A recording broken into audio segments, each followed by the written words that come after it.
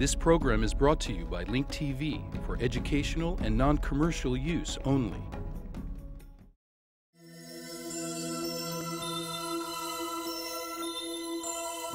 Mosaic, a daily news program from Link TV, presents a selection of news reports from independent and state-controlled broadcasters from throughout the Middle East.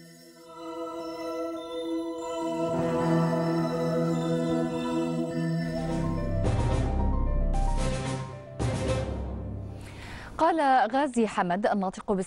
spokesperson for the Palestinian government, Ghazi Hamad, said that the deployment of police on the streets of Gaza and its suburbs was not part of the security plan. Hamad said that the security plan did not go into effect yet and that mechanisms for implementing it will be instituted today in a meeting between the Prime Minister Ismail Haniyeh and the heads of security.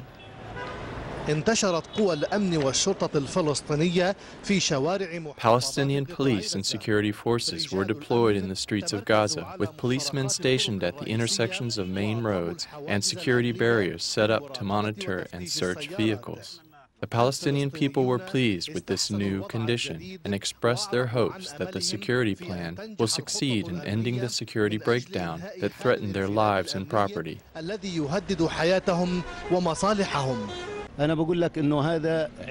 tell you that this is a celebration which will go down in history. It is the beginning of the establishment of a Palestinian state. I hope that the President, the Prime Minister and the Minister of Interior will move forward with this campaign, especially in regards to the problem of stolen cars. The deployment of security forces and police came after the Palestinian President Mahmoud Abbas and the Prime Minister Ismail Haniyeh agreed on the security plan and its implementation. Within that framework, Haniyeh had several meetings with the Minister of Interior and the heads of security to discuss the mechanisms of implementing the plan. Yesterday's deployment was part of the duties of the police force, but it was not part of the security plan because the security plan did not start yet. I believe that there will be a meeting between the Prime Minister and the heads of security to discuss the details and mechanisms of the plan so that it is effective and positive, thus producing visible results on the streets. The success of the deployment of security forces, which will need 100 days in its first phase, will be achieved through the collaboration between different active Palestinian organizations that express their readiness to support the plan.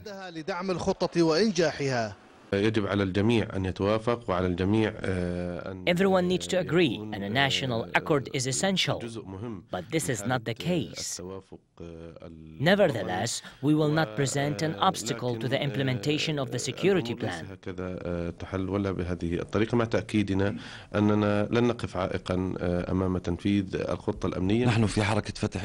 We in the Fatah movement are fully ready to participate in making the security plan succeed in producing a state of stability, peace and comfort for the Palestinian people. After a long wait, the security plan is starting to see the light of day, reinforcing the hopes of Palestinians that this plan will succeed in ending the security breakdown, unlike previous plans. Jazeera, Gaza, Palestine.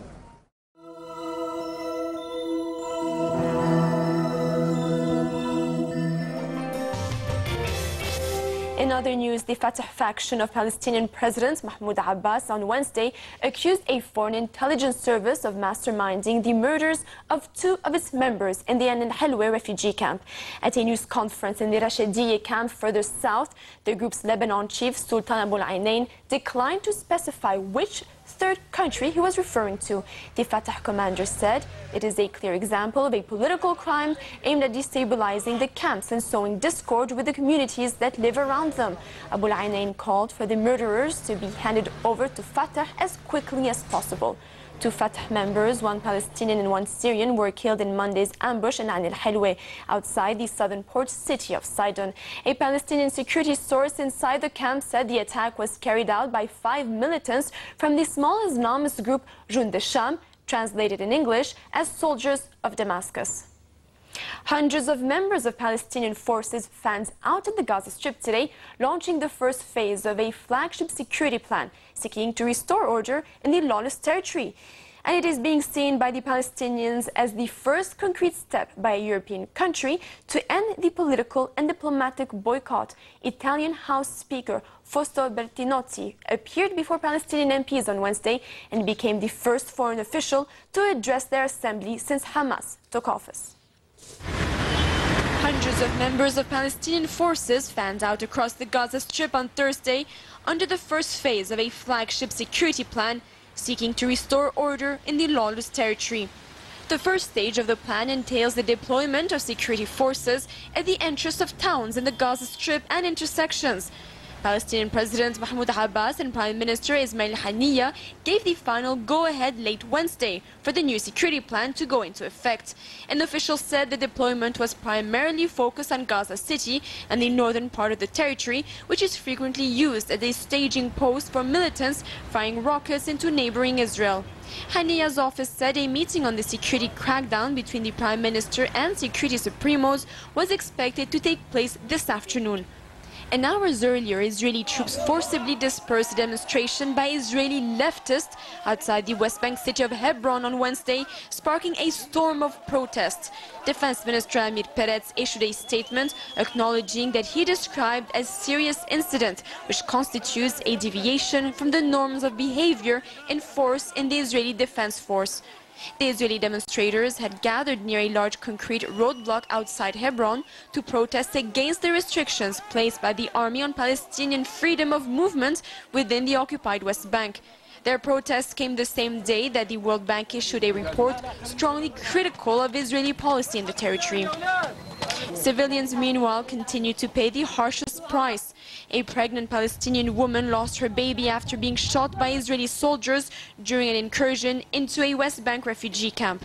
A bullet lodged in the head of Maha Katouni's 7-month-old fetus during an exchange of fire between Israeli troops and Palestinian gunmen in the Ain al-Bit al-Imam refugee camp in Nablus. Her husband said she was at the house when she was wounded. Palestinian sources said a 16-year-old boy was also wounded in the raid and that 4 Palestinians were arrested during another Nablus operation.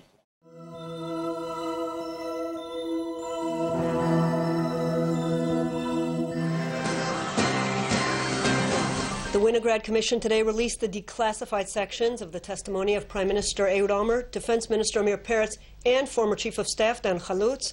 Much of the protocols remain under wraps, under orders from the military censor. Abiya's Eli Walgalerner reports that there were no real surprises in the testimony, but it did bring into focus some of the thinking by the military and political establishment prior to the war. Today's testimony, released by the Winograd Committee, had no shocking headlines, but it did provide an inkling as to what the political and military situation was leading up to the war. Prime Minister Ehud Olmert told the committee that the government's initial assessment had been that the Second Lebanon War would be a limited military operation expected to take 10 days to 2 weeks. Contrary to some expectations, Olmert did not blame Defense Minister Amir Peretz for any of the failures of the war, but laid the blame fully on the Army's lack of preparation. Quote, something in the conception of activating the forces, something in the conception of commanding the forces, something was not what we expected it to be.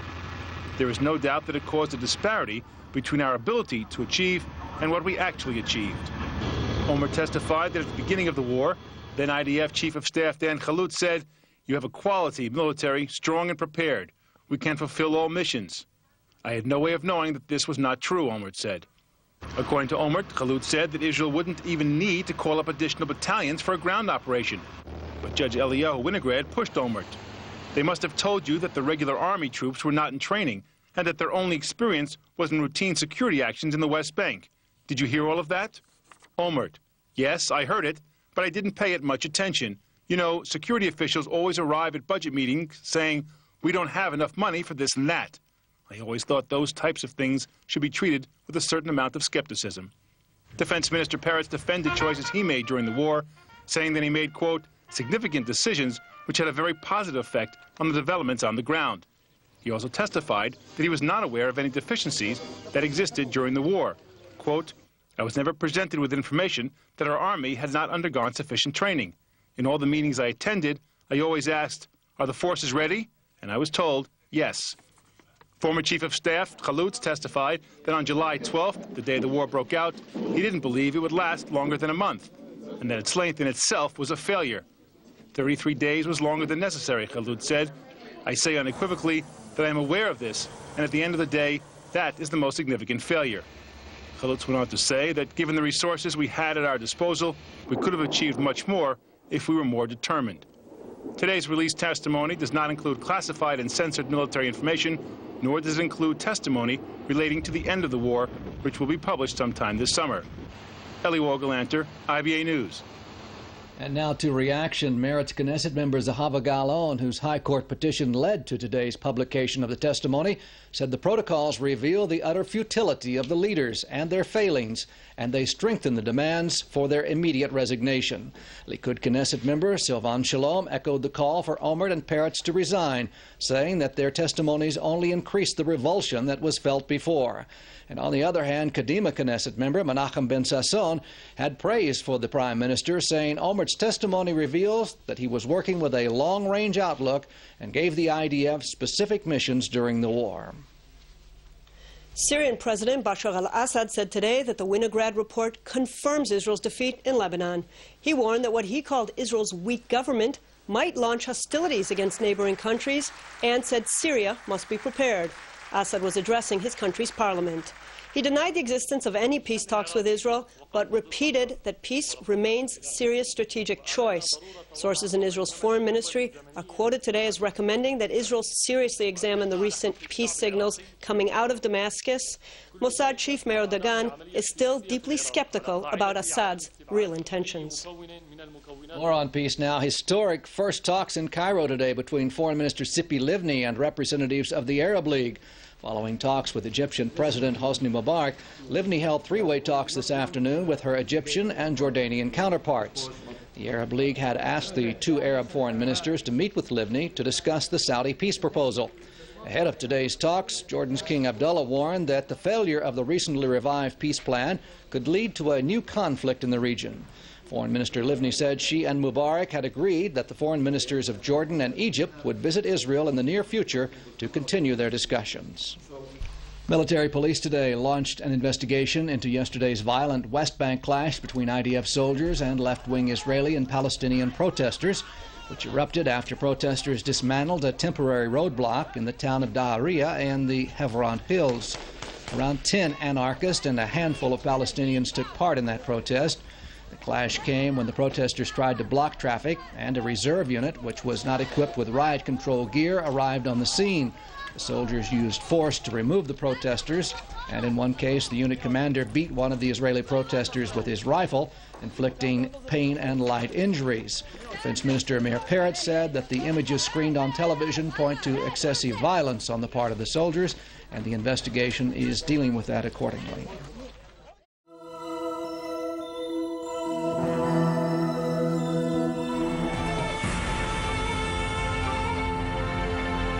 The Syrian President Bashar al-Assad announced that cooperating with the International Tribunal on the assassination of former Lebanese Prime Minister Rafik al-Hariri will be rejected if it will harm the nation's sovereignty.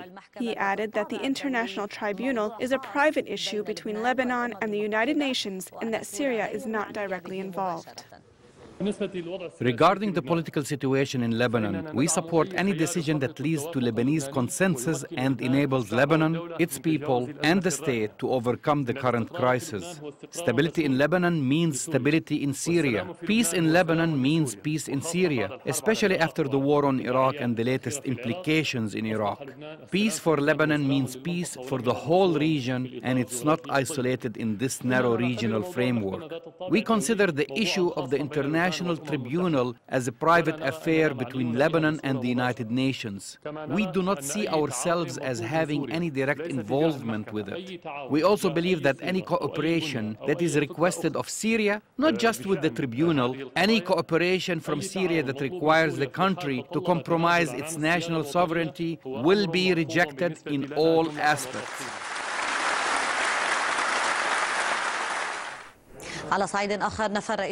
On another note, the Syrian president denied any communications with Israel, confirming that the current Israeli government is unable to take this step, stressing that his country remains committed to the peace process and the principle of land for peace.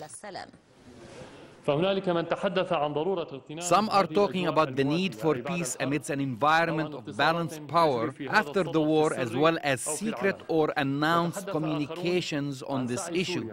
Others are talking about intense efforts by Syria to resume the peace negotiation in order to break free from its state of isolation, and other claims, rumors, most of which are inaccurate.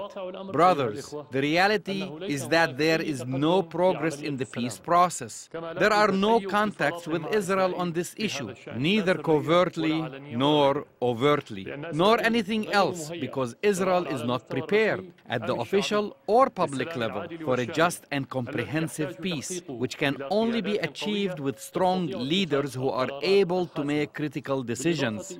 It also needs an enlightened public opinion in Israel that compels its government towards this end and supports it. The Israeli Army radio reported that an internal Israeli Foreign Ministry document recommends beginning negotiations with Syria, which runs counter to Prime Minister Ehud Olmert's position, who opposes this. The radio reported that the document states that Israel must begin negotiations with Syria in order to confirm President Bashar al-Assad's true intentions. The document warned that a war may erupt between both countries if Israel does not agree to the idea of sitting at the negotiating table with Syria. The report warned that the Syrian leaders do not want to remain in the current situation. Thus, they are also prepared for confrontation. In Paris, the French Foreign Ministry spokesman called on Syria to cooperate with the International Investigative Committee set up to probe the assassination of former Lebanese Prime Minister Rafik al-Hariri. After meeting the departing French President Jacques Chirac and the French President-elect Nicolas Sarkozy, the head of the Lebanese Majority Parliament member Saad al-Hariri expressed his appreciation for France's continued support of Lebanon. Hariri said that the president-elect reiterated the need to establish the international tribunal. I found that the President-elect, Sarkozy, is in fact paying close attention to Lebanese and Arab affairs. He truly wants to have a unique relationship with Lebanon and other Arab countries. We see this as very positive. God willing, there will be meetings with Sarkozy very soon.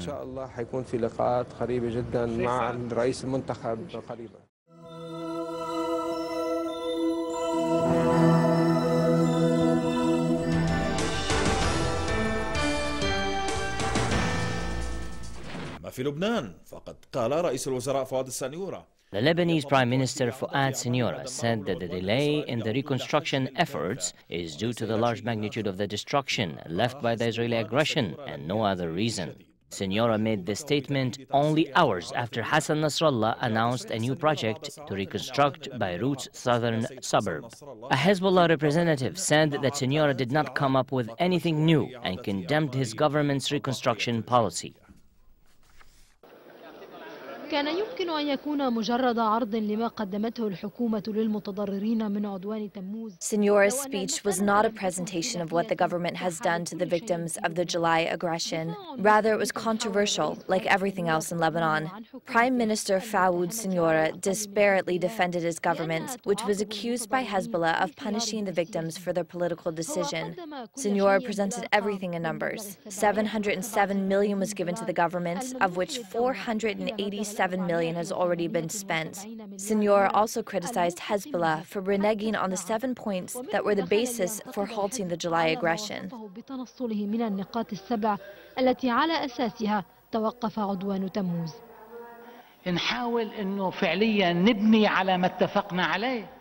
We are trying to build on what we have agreed upon. We can make a new agreement every day. Today I was told, no, we do not agree on the 7 points. How could this be?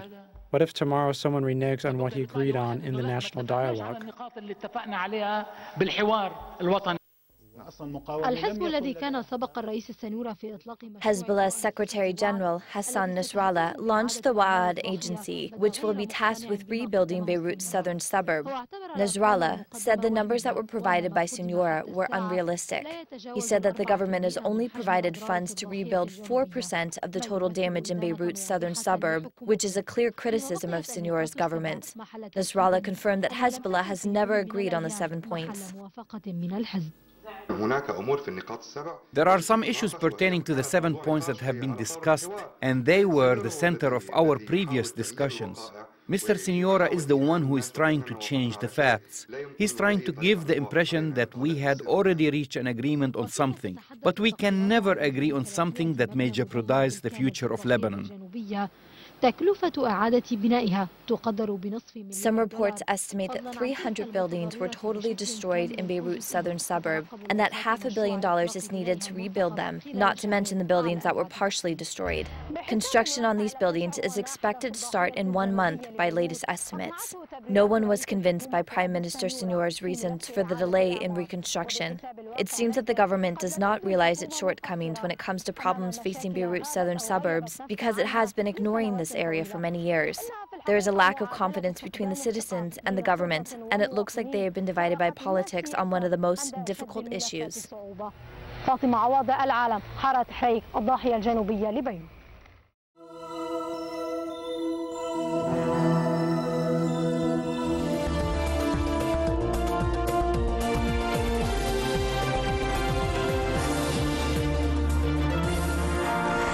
There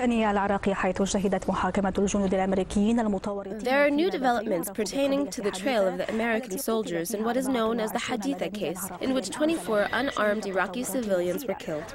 One soldier agreed to testify in exchange for dropping the charges against him. He testified that he had urinated on the body of one of the Iraqi victims and that he shot 5 civilians while they were lying on the ground. However, he confirmed that the commander of his unit had shot the 5 civilians beforehand while they were trying to surrender.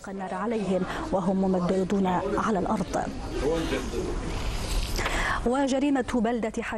crime that was committed in Haditha is not the most important thing on the minds of Americans. They are closely watching the power struggle between the Democrats and President Bush. Bush threatened to use his veto power for the 2nd time against a new bill that calls for the incremental funding of military operations in Iraq. Congress has the right to stop funding of the war if it sees that the situation on the ground calls for it. Today, Congress will vote only on $60 billion of the war budget, as it has decided to vote on the remaining $100 billion in July.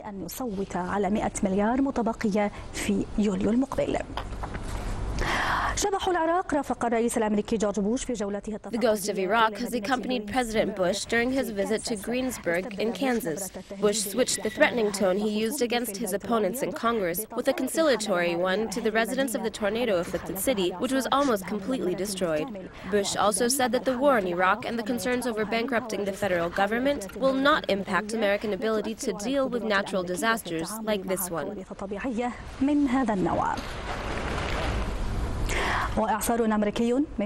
Another kind of tornado hit Al Sadr city in Iraq.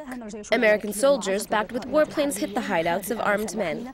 Allegedly, the American attack killed 3 terrorists that have links with an underground cell that smuggles weapons from Iran. The American story contradicts the testimonies of Iraqi eyewitnesses in the area who confirm that military forces have raided Iraqi homes in El Risali neighborhood, killing at least 8 people and injuring 9 others, including women and children. من بينهم أطفال ونساء.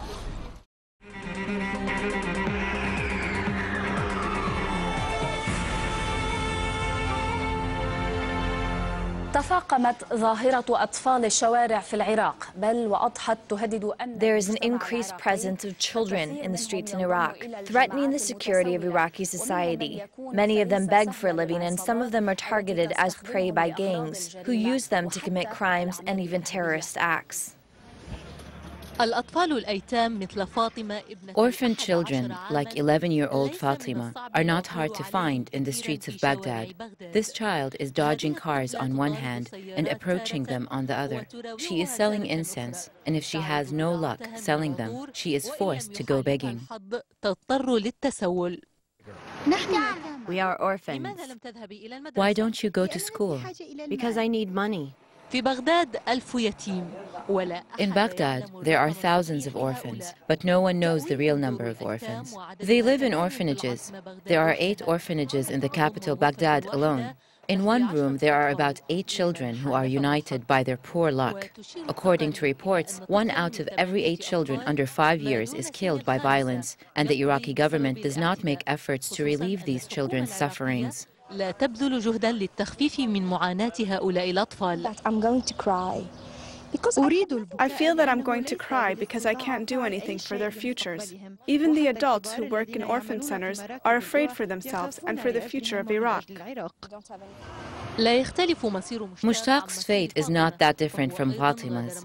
He too left his seat in school to learn how to sell incense to strangers in the streets in search of a little money to support himself. There is no future for any Iraqi. There's no future for any Iraqi, especially the Iraqi orphans. We don't have any future. We don't have any future. Iraqi organizations confirm that street children represent a major challenge. They estimate that there are more than 100,000 street children, and some are being used for illegal activities. Many of them have become addicted to drugs or alcohol, or they partake in criminal activities, thievery, begging, swindling, and perhaps getting an education in terrorism. Nawal Iyad, Al-Arabiya. نوال عياض العربية.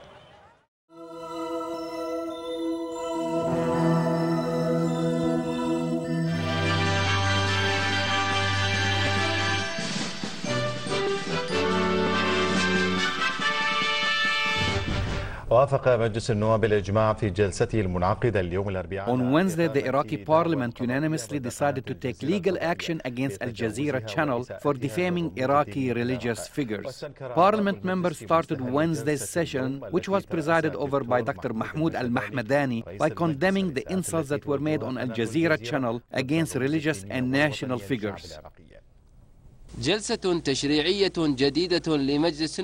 parliamentary session was used to discuss the insults that were made on Al Jazeera television against religious authorities and Iraqi political and ideological symbols, which outraged Iraqis, as was evident in the parliament. وهذا ما انعكس على جلسات ممثلي الشعب. وأطلب أيضا بالمناسبة مفاتحة. I also demand that the Justice Ministry act by having the District Attorney take legal action against Al Jazeera, possibly at the International Court of Justice. Al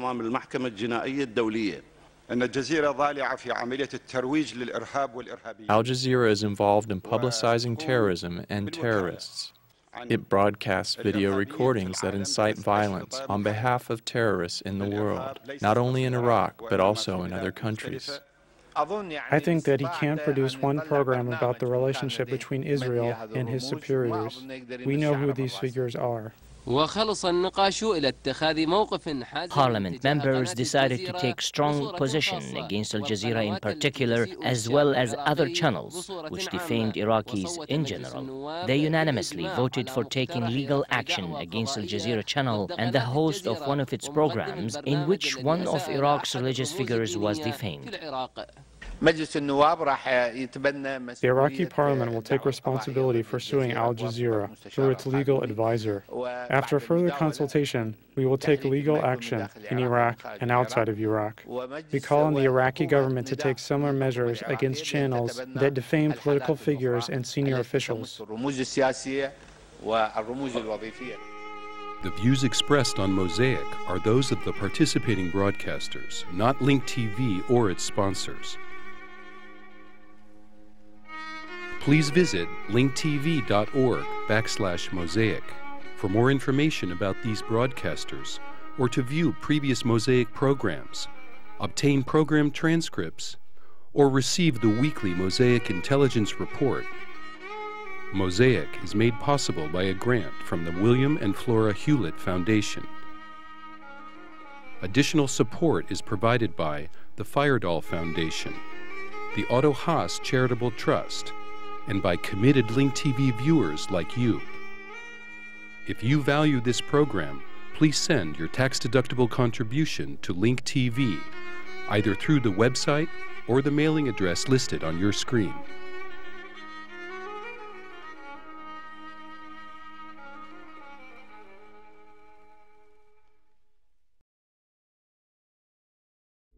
This program was brought to you by Link TV for educational and non-commercial use only.